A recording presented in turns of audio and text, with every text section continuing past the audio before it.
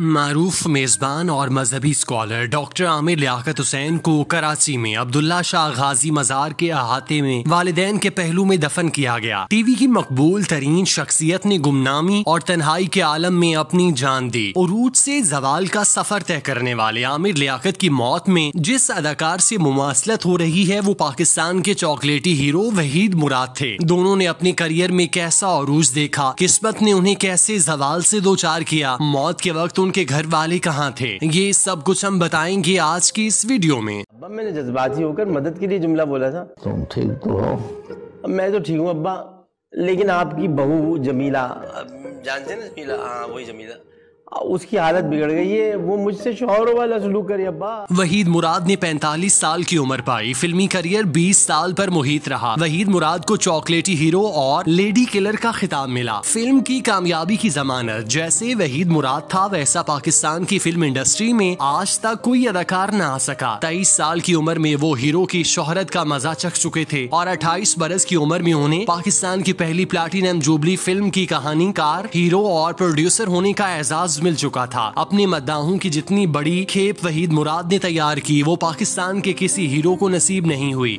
ये वो वाहिद हीरो था जिसके मद्दाहों ने मुनज़्ज़म होकर फैन क्लब तश्कील दिए। किरण और कली वहीद मुराद को अपनी जिंदगी के मिलने वाली आखिरी कामयाबी थी। 1981 में रिलीज होने वाली इस फिल्म के आगे पीछे उनकी 3-4 फिल्में फ्लॉप हुई। अगले बरस भी उनकी कोई फिल्म कामयाबी हासिल न कर सकी। फिल्मी अखबारचों में अब वहीद मुराद के खिलाफ उन सब लोगों ने अपना गुस्सा उगलना शुरू कर दिया जो वहीद मुराद के साथ माजी में काम कर चुके थे और इसके रवैये से नाला थे। नौजवानी में ही इतनी जबरदस्त कामयाबी हासिल कर लेने के बायस वहीद मुराद बहुत बददिमाग हो गए थे। वो हर कामयाबी का सेहरा सिर्फ अपने सर बांधने लगे थे। चुनाचे उनके मुस्तकिल राइटर, मौसीकार और हिदायतकार उनकी संगत से अलग होते चले गए। 1980 का सूरज तुलू हुआ तो उन्होंने वहीद मुराद को शोहरत की देवी अब ढाका से आने वाले नए हीरो नदीम पर अनायात की बारिश कर रही थी। वहीद के पुराने साथी परवेज, मसरूर और सुहेल, जिन्हें खुद वहीद ने रौनत से ठुकरा दिया था, अपने अपने मैदान में कामयाबियों के झंडे गाड़ रहे थे। एक अखबार ने तो यहाँ तक लिख दिया कि 44 साल वहीद मुराद में